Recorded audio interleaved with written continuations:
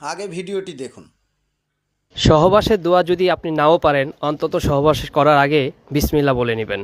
না হয়তো দেখা গেছে শয়তানের প্ররোচনায় আপনার সন্তানটি একটি পুলিশ মাদাচ্চোদ হতে পারে।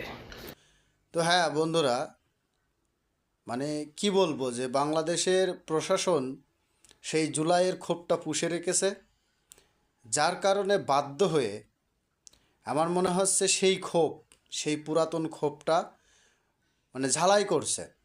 তো জুলাইয়ের মতো তো এই আন্দোলনকারীরা হাদি হত্যার বিচারের দাবিতে তাদের উপরে গ্রেনেড মারেনি, তাদের উপরে আহ, কোনো অস্ত্র দিয়ে আঘাত করেনি, বা তাদের সাথে বাকবিতণ্ডে কোনো গালিগালাজও করেনি। তাহলে কেন কেন এই ধরনের আচরণ, আর কেন জাবেরকে গুলি করা হলো? তাহলে এখানে ইতিমধ্যে বোঝা যাচ্ছে যে জুলাইয়ের ক্ষোভ, পুলিশ রাস্তায় নেমে হাউ হাউ করে কান্না করার পরে, মানে সাময়িক ক্ষমাটা নেওয়ার পরে ওরা এই সুযোগটা খুঁজতেছিল। তো এখন এই যে সেই সুযোগটা পেয়ে গেছে, সেই রাগটা ঝালাই করছে। আমার কাছে সেটাই মনে হচ্ছে। তো আমার মনে হয় না বাংলাদেশের পুলিশ যতই পোশাক পাল্টাক, এদের চরিত্র চুল পরিমাণ পাল্টাবে।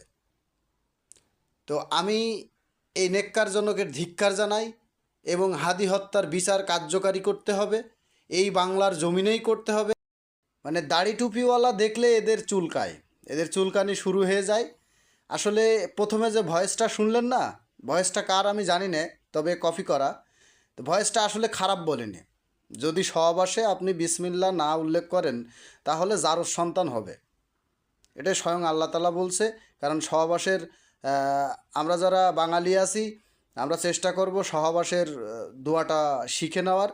আর একান্তই যদি না পারি, তাহলে আউযুবিল্লাহি মিনাশ শাইতানির রাজিম বিসমিল্লাহির রহমানির রহিম বলে আমার মনে হয় স্ত্রীর মিলনে যাওয়াটা উচিত। তা না হলে এরম জারজ সন্তান কিন্তু জন্ম হবে।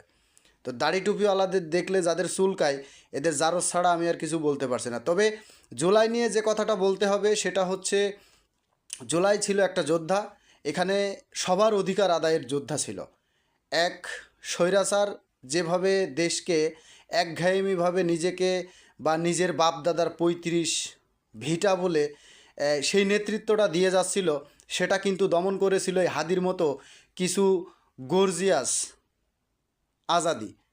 তো এই জন্য আমি বলতে চাচ্ছি যে আপনারা আপনাদের ঊর্ধ্বতন কর্মকর্তাদের হুকুমের গোলাম, আর সাধারণ জনগণ কিন্তু হুকুমের গোলাম না। এরা যেমন হাসিনাকে খেদিয়েছে, এই বাংলাদেশ থেকে পলানোর সুযোগ করে দিয়েছে, তা আপনাদের উপরেও কিন্তু বিভিন্ন টর্চারিং শুরু করেছিল সেই একমাত্র হাসিনার ক্ষোভেই। তো আপনারা যদি সেই রূপ আচরণ আবার এইভাবে শুরু করেন, তাহলে মানুষ ক্ষেপতে সময় লাগবে না। সেই জুলাই রূপটা দেখতে আসলে সময় লাগবে না। তবে ভাই, এখনও সময় আছে। আপনারা সাধারণ ক্ষমা সাধারণ জনগণের কাছ থেকে পেয়েছিলেন, আপনাদের কর্মস্থলে আসার সুযোগ পেয়েছেন। তো এখনও সময় আছে, নিজেদেরকে শুধরান। হ্যাঁ, আপনি গুলি করতে পারেন, আপনি আপনার অধিকার আছে, কিন্তু সেই সিচুয়েশনটা বুঝে, সেই পরিবেশটা বুঝে।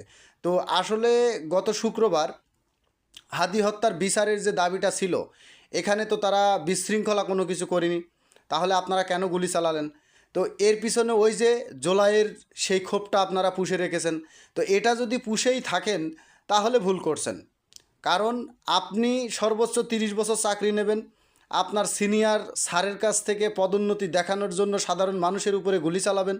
কিন্তু ৩০ বছর পরে যে বা এমন ফ্যাকড়ায় পড়ে যাবেন যে ওই যে সাবেক যে এসআইগুলো যারা এখন ফাঁসির দড়ি নিয়ে ঘুরছে বা ফাঁসির দড়ি নিয়ে জেল খাটছে, এদের পরিণতি আর আপনাদের পরিণতি কিন্তু একই অবস্থা হয়ে যাবে। তো কাজেই সাবধান হয়ে যান, নিজে ভালো থাকুন, দেশের মানুষকে ভালো রাখার চেষ্টা করুন।